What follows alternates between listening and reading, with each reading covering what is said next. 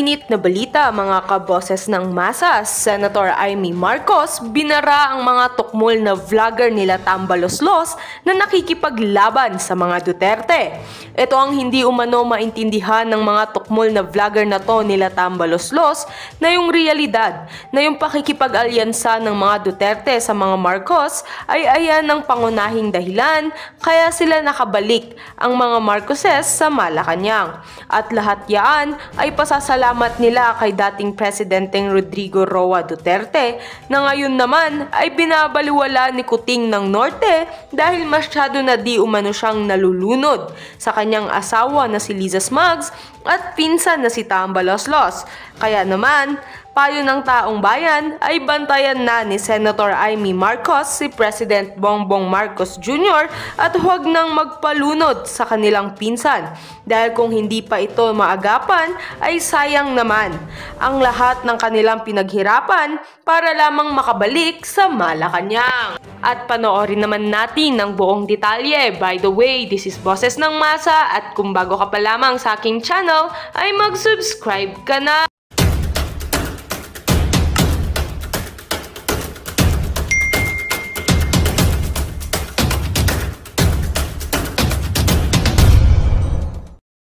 Ang bait-bait sa atin, wala naman ginawa kundi tumulong. Ito po, salita po ito ni Senator Amy Marcos. Nakipag-alyansa kaya nakabalik. Ito, putulin muna natin rito. Ito po ang hindi nare-recognize nitong mga tukmol na vlogger ng mga tambaluslos, no? Hindi nyo nare-recognize yung fact na yung pakikipag-alyansa ng mga Duterte sa mga Marcos, ayan yung pangunahing dahilan ng pagbalik. Ano po yung ibig sabihin kaya nakabalik? Kaya po nakabalik sa Malacanang yung mga Marcoses, no? Nare-recognize po yan ni Senator Amy ang matalinong Marcos.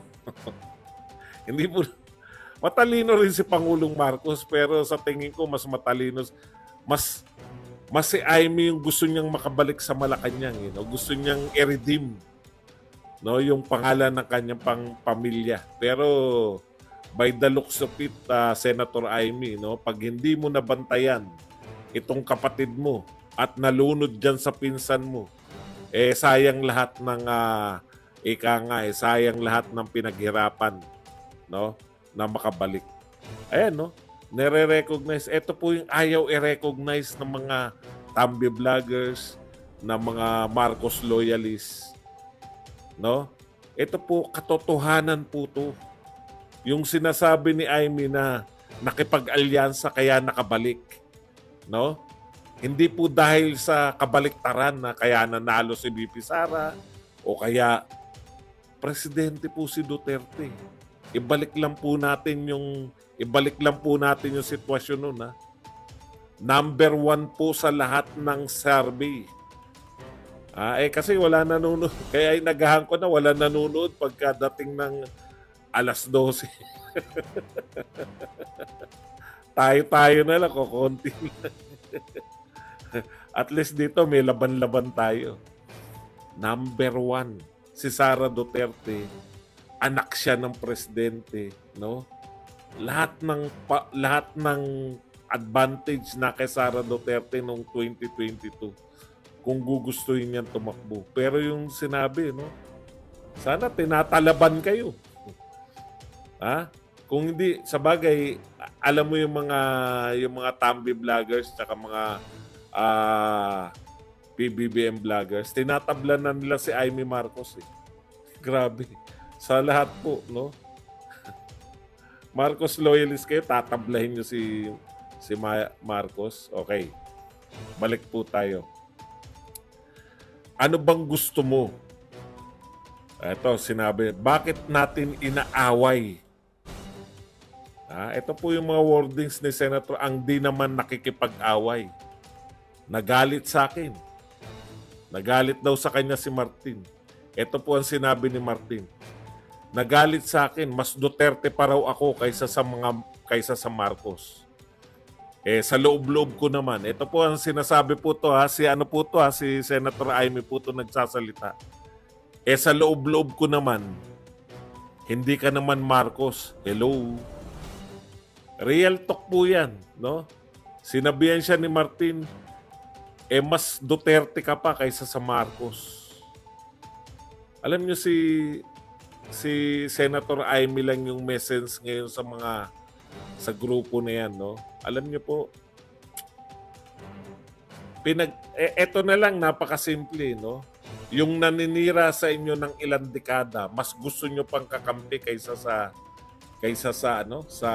mga Duterte. Pero wala na yan eh. Too late na eh, di ba? Wala na, wasak na yan. Pero in hindsight, no? May mali talaga eh. At isang tao lang talaga yung nag-break niyang unit team na yan. Pero napaganda na rin, no? Alam nyo, wala tayong pagsisisi sa lahat, eh, no? Maganda na rin na naganap yan. At least nakilala ng mga tao na hindi kahit sino na lang ang uupo. Na-realize natin. Kasi noong araw, wala na tayong kapag-apag-asa sa mga namumuno, eh. Pagka nahalal, pagkatapos ng unang sona, balik na naman sa dati, kanya-kanyang kayod na naman, parang wala na namang gobyerno. Gusto mo maligtas, iligtas mo sarili mo. Kung may gulo, may mga adik, bahala ka kung paano mo poproteksyonan ng sarili mo. Ganun tayo nun. Tapos nakaranasan natin magkaroon ng Duterte. Kaya nagtataka kayo bakit yung mga tao asang-asa sa gobyerno. Nakaranas tayo ng mga Duterte. Ang katotohanan at nalalaman din ng mga tao ngayon na hindi pala lahat ng mga gobyerno kayang gawin yung ginawa ni Pangulong Duterte. Okay. Ngayon, ano na lang, pati po yung pagre-report, grabe. Yung pagre-report na lang mismo. Ito po, maraming nagtataka sa inyo. Tama naman yung report. Kaya lang may panlilin lang dun. Yung gumawa niya, yung PCO, yung parang sinabi nyo na merong 95% na binayaran na yung utang. Pag narinig mo yung 95% binayaran na yung utang ng Pilipinas. Utang dating nun sa tao, wala na tayong utang, binayaran na ni Marcos, 1 taon pa lang.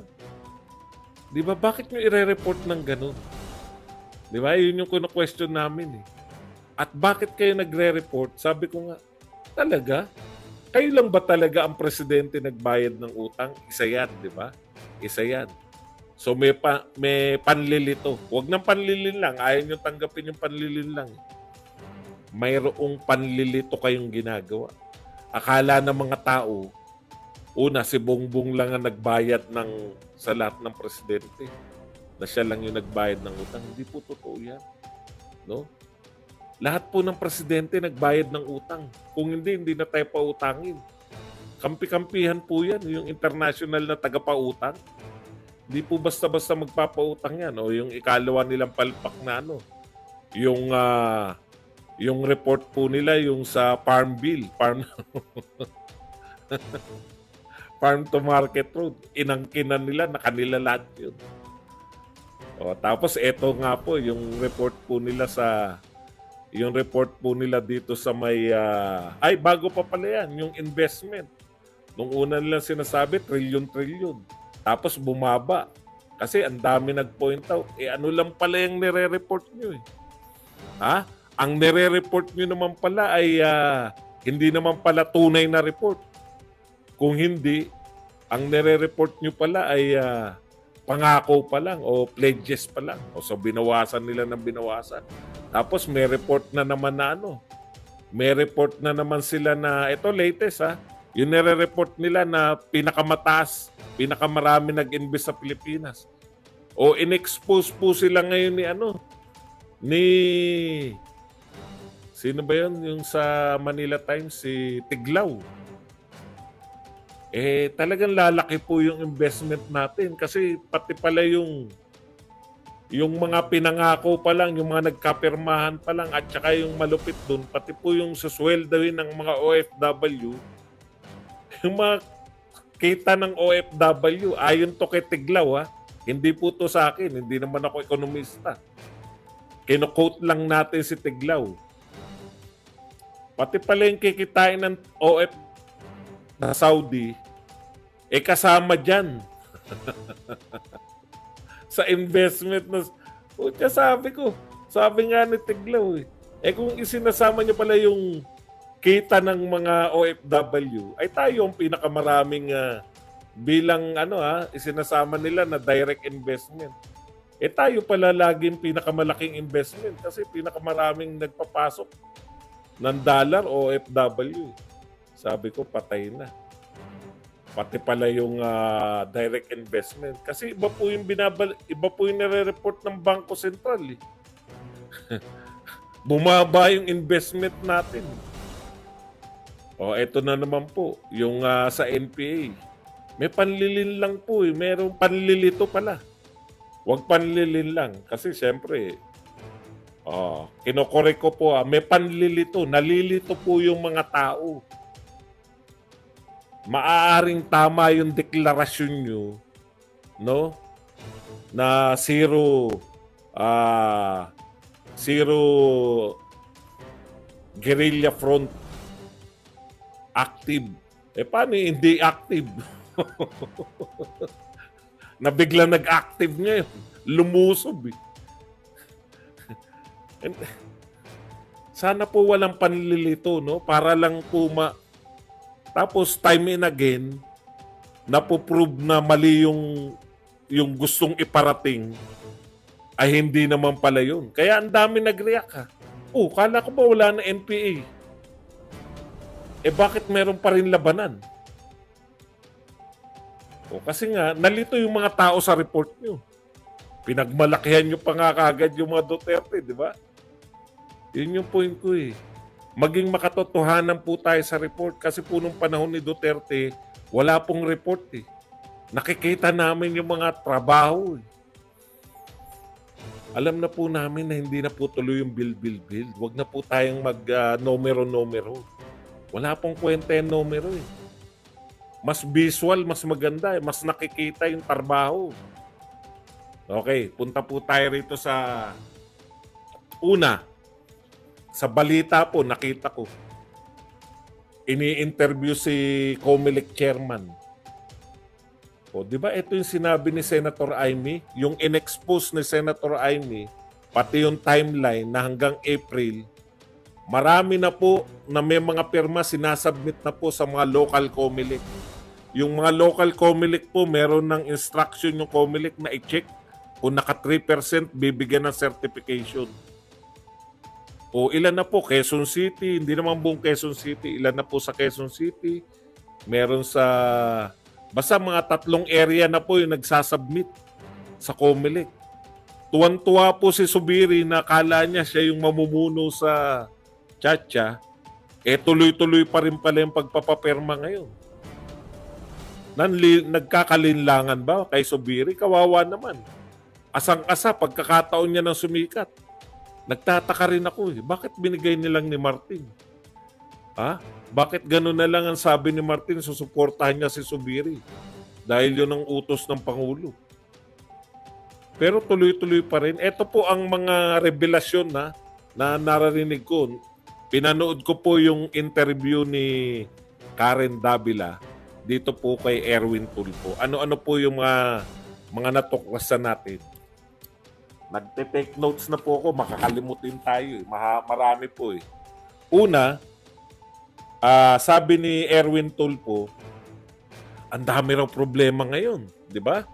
At binabatikos daw sila sa Kongreso, kaya hindi na nila priority yung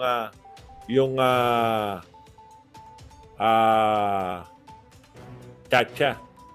Lahat po yun yung priority, pati nga si prioritize na Si Subiri, prioritize na Tandaan nyo po si Subiri Kaya nga sabi natin nilagay nila si Robin Padilla dyan sa amendments, constitutional amendments para mapawalan silbi. Tignan nyo, initsapweran nila ngayon si Robin Padilla. Itsapwera, di ba? Okay. Ito po, una, hindi na raw priority yan dahil ang dami raw problema ng Pilipinas. Correct. Pero hindi po yan yung nakikita namin. Lahat po, panay cha-cha. Ikalawa, may grupo pala. Eto na ngayon. Ang pahiya na naman ito, si Abe. Sabi ni Abe, mga congressman daw nangunguna eh. May grupo po ang tinatawag na pirma. Sila raw po yung nagpapapirma. May meaning yung pirma na yan. Tignan nyo na lang kung ano yung meaning niya. Bakit ba walang nagko-comment ngayon? Wala bang nagko-comment o hindi ko lang nakikita? O nakikinig lang lahat? Minsan hindi ko na maunawaan. Tignan ko nga rito, mas marami kasi dito sa amin. Baka salita ako ng salita, puta, nakapatay. Nakapatay na. Nakapatay na pala ako. Okay lang po yan para may laban-laban ako. Wala nanonood paggabi. O at least yan, no? May 700 na kagad, 600 na kagad tayo. Teka lang, ha? Dito ako titingin. Para hindi ko alam kung may kausap ako. Baka salita ako ng salita eh.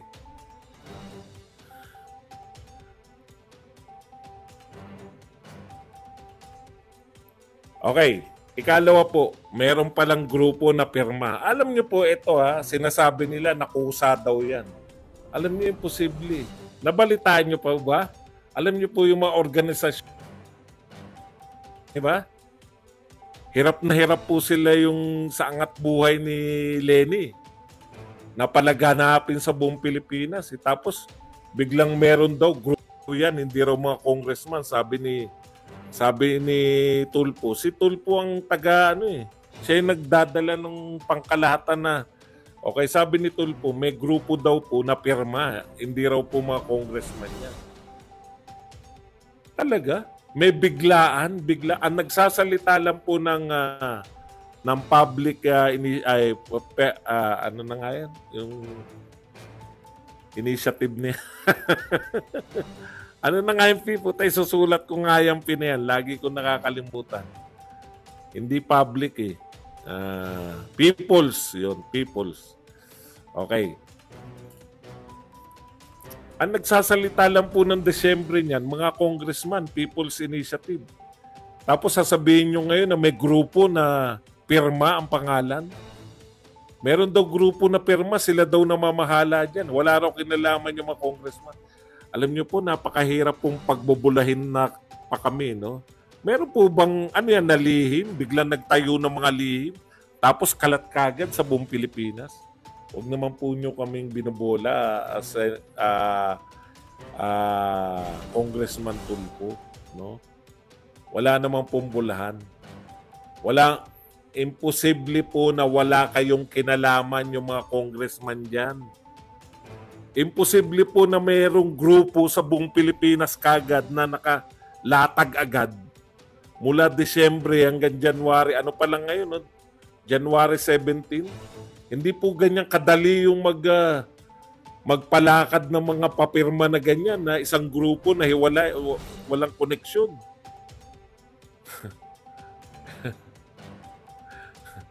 Kayo po ba naniniwala kayo na yan ay independent, yung pirma na yan? Walang kinalaman yung mga congressman dyan? Parang, may bigla na lang, may bigla. Pwede ba yun na may bigla na lang na, may grupong pirma.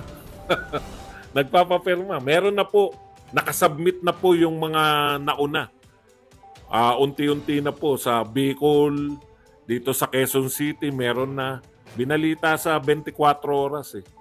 At sinabi po na ganito pong ginagawa ni Garcia dahil People's Initiative yan, tinitignan na po nila ngayon kung yung pirma mo ron tsaka yung pirma mo ron sa voters certification pareho, kinokorek na nila, minamanual na po ng mga COMELEC official. Pag per district may 3%, certify nila na may 3%. So gumagana po. Ano itong sinasabi ni Subiri? Parang ituloy mo lang yan, Subiri. Para hindi na kayo pumalag mga senador. Kaya po, Senator Amy, tuloy nyo yung investigasyon. Aba, huwag kayong... diyan ako nagtataka eh. Di ba?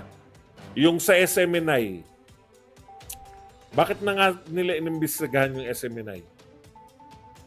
Ano yung dahilan bakit nila inimbestigahan yung SMNI? Yun kay Duterte ba? Ay, yung kaila Eric? Kaila Eric ba yung dahilan? O, tama. Dahil na-contempt sila ka Eric eh, di ba? Inimbestigahan nila. Ayun! Isang salita lang po ni ka Eric. Di ba? Ano yung sinabi ni ka Eric? Na meron siyang source na 2 billion. O, i-correct nyo po ako ha. Meron siyang source na 2 billion. Yung pondo ni Martin. Tapos nagpatawag kagad sila ng meeting, no? Bakit sila nag-investigasyon kagad? Bakit po sila nag-investigasyon agad? Bakit po sila congressional inquiry agad? Para malinis nila yung pangalan ng speaker. Eto po, pinagbibintangan kayo ni Lagman, si Lagman, congressman. Pinagbibintangan na may ganyan, na may chacha. Involved yan si Pulong at si Ungab. Sinasabi nila PBA sa pagpapapirma. Ang tanong, bakit wala pong investigasyon? Bakit hindi po isa lang to si Congressman Lagman na mas nakakahiya po to. Inaakusahan po na may bayaran dyan sa Chacha, sa People's Initiative. Nagtukoy po at willing siya. No, willing siya na ipatestigo itong mga mayor na hawak niyang mga mayor na magpapatunay na may bayaran na nagaganap sa People's Initiative. Bakit po biglang tumahimik na lang? Gusto niyo patahimikin na lang? Kunwari, ito na lang yung pagaganahin nyo, yung Senate version. Tuloy-tuloy pa rin yung pirma eh. O, ito po.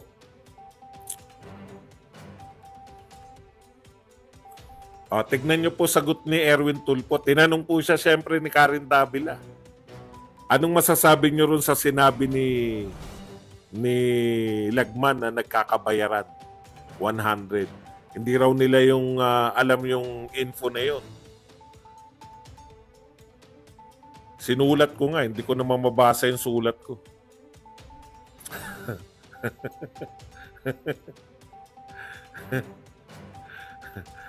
Yung bayaran po, di ba? Doon sa may People's Initiative. Okay. Yun nga po bakit hindi nyo po imbestigahan para malaman nyo? Wala pala kay ideya. Sinasabi nila wala silang ideya eh. Wala silang ideya doon sa sinasabi ni Lagman. No, wala silang parang wala kaming alam diyan. Hindi ba dapat alamin ninyo kasi involved ang Congress? Natatandaan ko nung si Franz Castro, isang congressman, naakusahan siya na gusto niyo siyang pinagtanggol niyo siya kay Duterte. Nagsagawa kayo ng isang session para kay Castro. O, di ba? Tapos, nung inakusahan si Martin na may 2 billion ni Ka Eric, nagsagawa kagad kayo ng investigasyon. Bakit ito po? Inaakusahan na yung Kongreso ang nangunguna. Bakit ayaw nyo linisin ang pangalan nyo ngayon?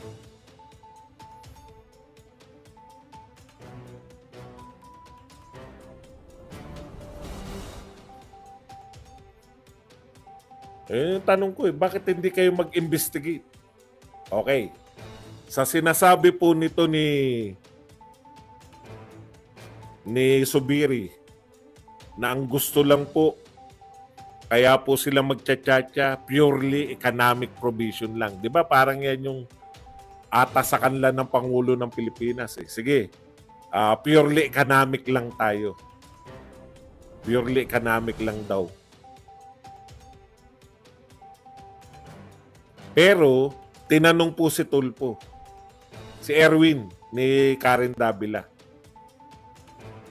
Mapipigilan talaga po bang masesentro lang sa economic yung pag-uusapan nyo? Ito po ang sagot ni Tulfo.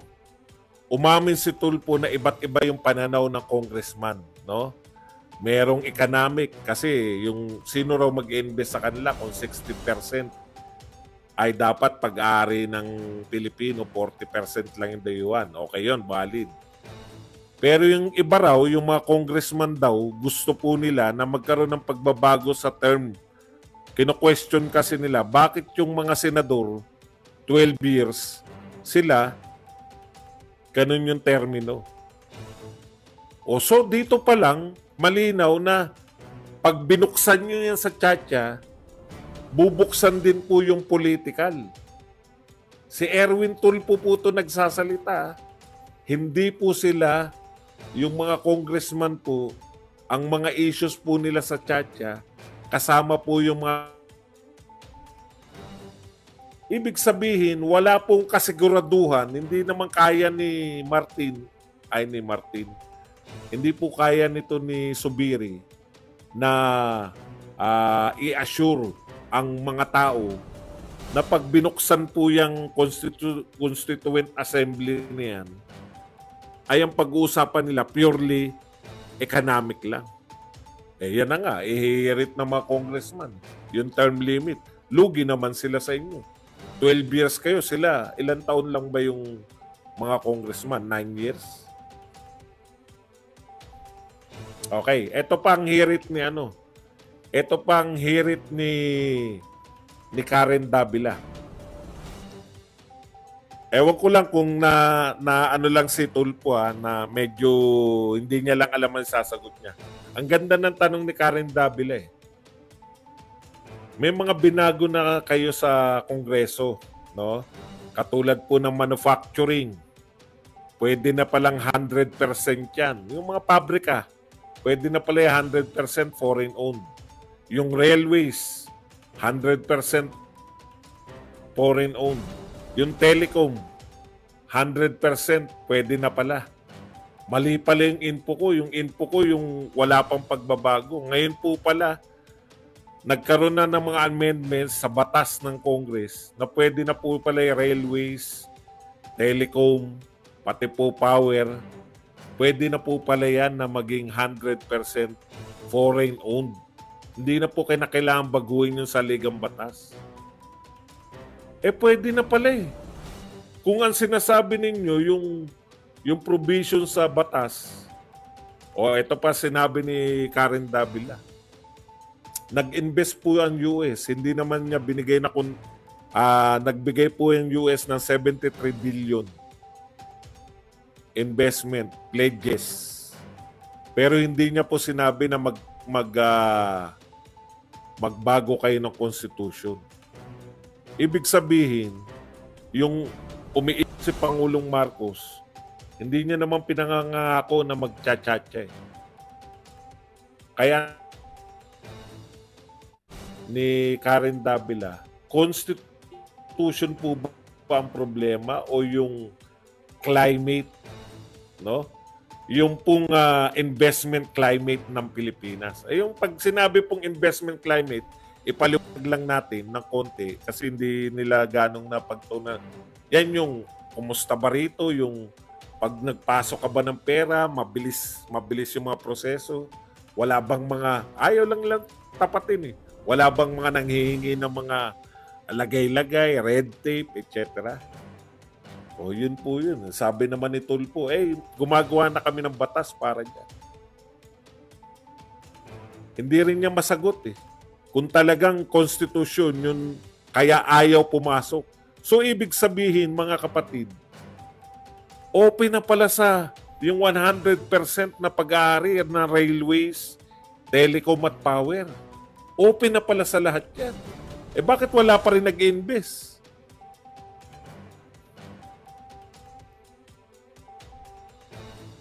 Di po ba? Bakit wala pa rin nag-invest kung open na yan sa lahat? Pwede na pala yung foreigners na magme-ari ng mga... Yan nga, yung Mindanao Railways. Bakit walang takers? So, makikita natin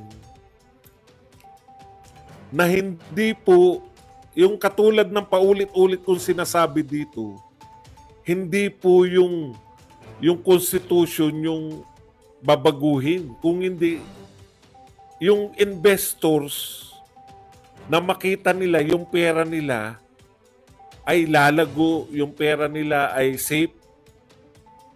O, di ba? Isang nga sa mga sinasabi ko, lagi natin pinoproject na kaaway natin ng China. Hindi natin i-project na kaibigan natin yung China. Sinong matinong mag-invest sa atin? Kung kaaway natin, remember, dalawa po, saksi po ang mundo ngayon. Saksi po ang mundo dito po sa mga gera sa Ukraine, gera po sa yung Ukraine, napakalapit po niya ng sa US. Pero yung pagiging malapit niya sa US, hindi po yan naging dahilan para hindi siya lusubin na Russia. Imaginin po ninyo, tayo po ang pinangangalandakan lang natin. Hindi tayo papasukin ng China rito kasi nariyan yung US. Yung US po, ang lapit. Kaya nga, ginera ng Russia. Wala po ako doon sa hinagap. Ayaw po ng mga tao ng Pilipinas yan na magkagera. Ayaw po ng China na magkagera kasi mga negosyante ang mga yan. Lalong ayaw na US. Nas makipaggera sila. Wala may gusto ng gera pero yung projection natin sa ibang bansa, pag nagbasa po kayo ng news tungkol sa Pilipinas, ayan, lalo na yan, nadagdagan na naman. Sinita na naman tayo ng China. Bumabandera po yan eh. Kinukuha po yung mga balita na yan ng international press. Kaya ang dating po dito, pag nagkagera sa Taiwan at China, damay ang Pilipinas. Yun yung dating sa mundo. Pinoproject din ng Amerika na peprotektahan nila yung Taiwan. Kasi election time sa kanila eh. Ginagamit nila yung Taiwan. Parang ang Pilipinas, parang ang US, parang ang sentiment sa US, parang Pilipinas eh. Anti-China yung mga tao eh. Aminin na natin. Di ba? Yan ang katotohanan eh. So kung ako investor, taga-ibang bansa ko, wala akong alam sa Pilipinas. Ang dumarating sa akin na usapan eh, anytime nabalita din dito, napanood ko sa TV. Tignan nyo nga. Sino yung mga taga-ibang bansa dyan na nakakapanood kayo tungkol sa Pilipinas? Di ba? Pinoproject natin na anytime parang makikipagdigmaan tayo kahit tayong mga Pilipino naman sa Pilipinas. Wala naman tayo nararamdaman na makikidigma tayo anytime. Pero ang projection natin sa ibang bansa, sino nga papasok dito na investor? O may nagsabi pa sa inyo, di ba? Ang mahal-mahal ng kuryente. Ang hirap ng mga biyahe.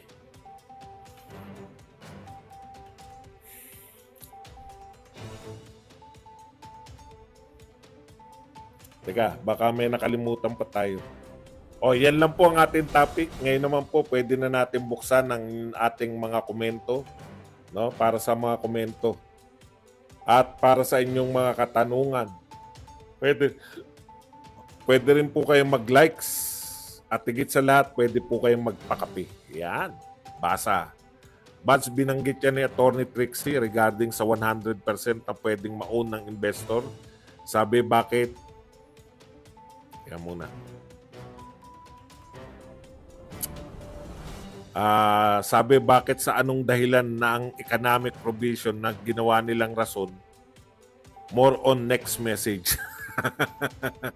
Di ba? Yun nga eh. Continuation. She added that there were to guarantee na wala pang ibang gagalawin sa Constitution natin. Nabalita din dito na napanood ko sa TV. Yan, guarantee na yan. Sino magagaranti? Si President Bongbong? Si President Marcos ang magagaranti na eto, ginagarantihan ko ng aking pananalita. Putya. Ilan na yung salita ni Pangulong Marcos na na binago niya. Di ba?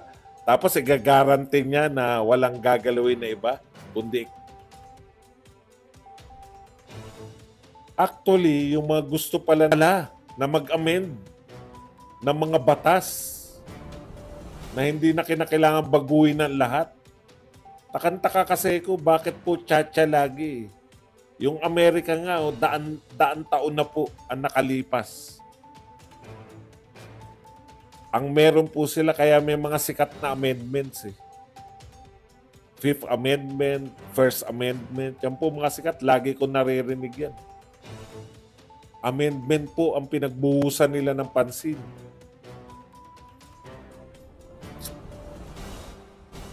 From the horse's mouth na sinabi ni Erwin na hindi sila pareho ng mga pananaw. Tama. Ayun sinabi ni Erwin, no? Iba-iba yung pananaw ng mga congressman. Yung iba, ang gusto nila yung term. Hindi nag-awat si Erwin. Oh. Kung gusto nila ng mga termino, tignan po ninyo ha. Halimbawa, nagko-convene na po as Constitutional Assembly o kung ano pa man. Pag humirit po yung isang congressman, sasabihin niya, I propose na gawing 6 years din ang termino ng congressman. Sino po ang pwedeng umangal? Sasabihin ba ng Pangulo, wala sa kasunduan, ay, Mr. President, we are co-equal branches of government. Igalang niyo po kami. Hindi niyo po kami sakop, co-equal po tayo. Real talk po yun, co-equal yan. Hindi po pwedeng makialam ang presidente pag nagsimula na po yung CONAS. Boss, pa-shoutout topic saglit para sa aking iniibig. Hindi kita kayang hudasin kailanman. Huwag maniwala sa sabi-sabi. Good night. Junior.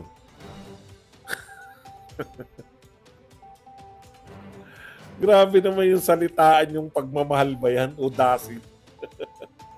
Hindi pagtaksilan eh, hudasin. Grabe. Mabuhay ka, Sir Badong. Paki-shoutout kay Sumaya Di Basher. Watching from Marawi City. I'm always watching you, Sir Badong. Walang umangat dyan 6 years and they were very happy if that will happen. Walang umangal dyan 6 years. Salamat po. Alimbawa po, anong garantiya natin? Sige. Sinabi na, sige, economic provision lang. Nag-convene na ngayon, nag-convene. May isang nagsalita. I propose that the term of congressman should be 6 years. Sa congressman yun, di ba? Aangal ba yung senador? Teka muna, ang kasunduan natin, economic. Ay, wala kayong pakialam sa amin. May sarili kami. Buting separately tayo. Bakit nyo kami pakikialaman? Hindi nyo naman kami under. Tsaka maliwanag yan. Kaya nga CONAS eh. Separate yung boto nyo, separate yung boto namin. Mabubuksan po yan lahat. Hindi po pwede. Sino po pipigil? Kung gusto nilang buksan. Sila na po makapangyarihan dun. Meron po bang tagalabas na pwedeng makialam sa mga congressman, sa House of Representatives pag nag-plenary sila? Wala. Meron bang kapangyarihan ng kahit sino? Wala. Kahit Senado, kahit Pangulo, kahit Supreme Court.